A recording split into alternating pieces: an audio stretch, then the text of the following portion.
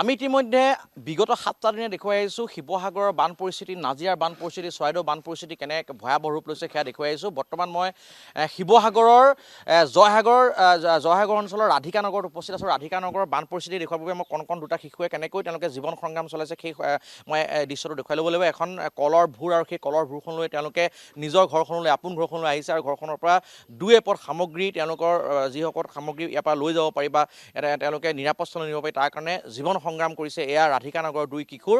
শিৱসাগৰ নগৰৰ গাতে লাগি আছে জয়সাগৰৰ ওচৰতে আছে জয়সাগৰ ভটিয়াপাৰৰ মাজতে আছে ৰাধিকা নগৰ।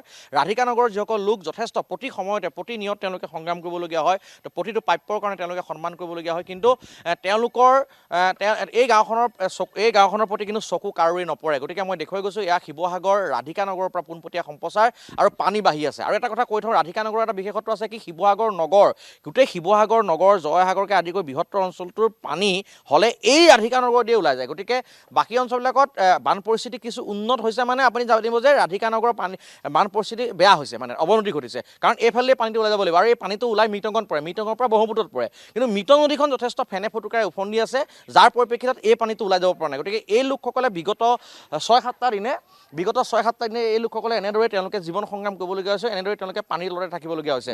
কি নাম আপোনাৰ?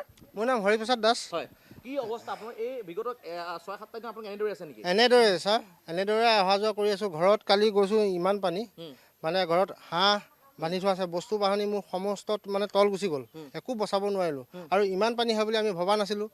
সেই এনেকুৱা পানী হোৱা নাই, আগতে এনেকুৱা পানী নাই হোৱা। আগতে কোনো আজি 10 বছৰমানৰ আগতে এটা তেলৰ পানী হৈছিলে, তাৰ পাছত এনেকুৱা পানী হোৱা নাই। এয়াই প্ৰথম এনেকুৱা পানী। এতিয়া ৰাইজে মানে কোৱা মতে পানী আৰু ডাঙৰ হ'ব বুলি আমি মানে আশংকা। চৰকাৰৰ পৰা যিবিলাক আমাৰ ৰিলিফ বা খোৱা পানীৰ পৰা আদি কৰি যিখিনি বয় বস্তু পাব লাগে পাইছেনে আপোনালোকে? আমি খোৱা পানী পাইছোঁ, নোপোৱা নহয়। খোৱা পানী কোনোবা ব্যক্তিগত হিচাপে কোনোবা এজনে মানে দিছেহি, তেনেকৈ আমি পানী যোগান পাইছোঁ। এতিয়া চৰকাৰৰ পৰা মানে আহিছে বুলি আমিহে আজি আমাক চৰকাৰৰ পৰা নালাগে, কাৰণ চৰকাৰেও দায়িত্ব বা জিলা পঞ্চায়ত দায়িত্ব দিছে। কাৰোবাৰ পৰা পানী পাইছে সেইটো আমাৰ কাৰণে যথেষ্ট। বিপদৰ সময়ত আমি কাৰো প্ৰতি অভিযোগৰ আঙুলি নুতুৱাওঁ। মই আৰু এজন ভাইটি আছে মই মাতিম, লগতে মই দুজন। আপুনি ক'ৰ পৰা আহিছে? হয়। পানী কিমান গাঁৱত আপোনাৰ, মানে ঘৰত কিমান পানী? ঘৰৰ ভিতৰত সোমাই আছে। কিমান পানী আছে ঘৰৰ ভিতৰত?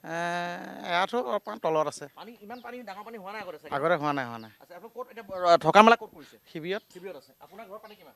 মোৰ আপোনাৰ সোমালে ইমান মান হৈছে গৈ, এগাঠিমান। আচ্ছা, বয় বস্তু বচাব পাৰিলে নাই? বয় বস্তু আনিবই পৰা নাই, চব ভিতৰতে আছে। বাঢ়ি আছে। পানী বাঢ়ি আছে। ভাইটি আছে মোৰ লগত, মই ভাইটিক ধন্যবাদ জনাইছোঁ যিহেতু আমাক লৈ আহিছে গাঁওখনলৈ। মই পুনৰ কৈছোঁ ৰাধিকা নগৰ এনে এখন গাঁও যিখন গাঁৱত চৰকাৰৰ কাহানিও চকু নপৰে। এই গাঁওখনৰ দৰিদ্ৰ শ্ৰেণীৰ যিসকল লোক সেই লোকসকলে ইয়াত বেছিকৈ বসবাস কৰে আৰু সদায় সংগ্ৰাম কৰিবলগীয়া হয়। পানী কিমান পানী বাঢ়ি আছে বুলি? পানী বাঢ়ি আছে, পানী বাঢ়ি আছে এতিয়া আপোনাৰ। খালি আমাৰ এটা মানে গাঁওখনৰ এটা প্ৰব্লেম, আমাৰ পানীটো হৈ যায়, কিন্তু পানীটো শুকাওঁতে মানে বহুত দিন লাগি যায়। এতিয়া ধৰি লওক আমাৰ এইটো পানী আপোনালোকে কথা পাতিম, কিন্তু তাৰ মাজতে মই এটা দৃশ্য দেখাম। এঘৰ মানুহৰ ঘৰৰ সন্মুখৰ এটা ছাগলীৰ গঁৰাল, ছাগলী থাকিবৰ কাৰণে ছাগলী থাকিবৰ কাৰণে মানে পানীৰ পৰা নিজৰ পোহনীয়া জীৱ জন্তুকেইটাক বচাবৰ কাৰণে এই ঘৰখনক মই দেখিছোঁ কেনেকৈ এখন চাং পাতি দিছে আৰু সেই চাংকতে খাবলৈ গছপাত দিছে, কঁঠালৰ পাত দিছে। সেই কঁঠালৰ পাত খাই বৰ্তমান এই যিকেইটা জীৱ সেই জীৱকেইটাই নিজৰ প্ৰাণ ৰক্ষা কৰিছে। মই দেখুৱাই গৈছোঁ এয়া শিৱসাগৰ ৰাধিকা নগৰৰ পৰা পোনপটীয়া সম্প্ৰচাৰ। আৰু মই পুনৰ আপোনাৰ কোৱাচোন কি ক'বা? মানে আমাৰ পানীটো মানে হৈ যায়, মানে সোনকালে হৈ যায় আৰু শুকাওঁতে বহুত সময় লাগি যায়। মানে ওলোৱা ব্যৱস্থাটো মানে বহুত কম, মানে সেইটো কাৰণে মানে অকণমান ভাল হয় আৰু মানে ওলোৱা চৌকান দিলে ভাল হয়। মানে আপোনাৰ কিমান ঘৰ আছে তোমালোকৰ এই গাঁওখনৰ? আমাৰ 60 ঘৰমান আছে, 60-70 ঘৰমান। খালি আমাৰ এইডোখৰত এই আগৰ কেইঘৰতো আপুনি যাব নোৱাৰে, ৰাস্তাও বেয়া, আপোনাৰ গোটেই বহুত ডিঙি পানী হৈ গ'ল। মানে সিহঁতে মানে চাংঘৰ পাতি থকা কিছুমান মানুহ আছে, মানে সেইফালে বহুত অৱস্থা বেয়া। মানে আমাৰ এই ৰাস্তাটো থকাৰ কাৰণে আপোনাৰ এইকণ আহিব পাৰিছোঁ। মানে অকণমান আগলৈ আগবাঢ়িম, মই অকণমান নাওখনতে উঠি লওঁ। অলপ আগলৈ গৈ গম পাব ৰাস্তাটো একেবাৰে নাই তাত, মানে ৰাস্তা নাই। হয়, মই দেখুৱাইছোঁ এয়া হৈছে ৰাধিকা নগৰৰ পৰা পোনপটীয়া সম্প্ৰচাৰ। আমি পৰৱৰ্তী সময়ত আমি ৰাধিকা নগৰ আন এটা অঞ্চললৈ যাম। আন এটা অঞ্চলৰ পৰা আমি সেই লোকসকলৰ যি দুৰৱস্থা সেই দুৰৱস্থা আমি দেখাবলৈ চেষ্টা কৰিম। কেমেৰাপাৰ্চন অমৃত আৰু মোহনৰ সৈতে ভাস্কৰজী দাস, DY 365।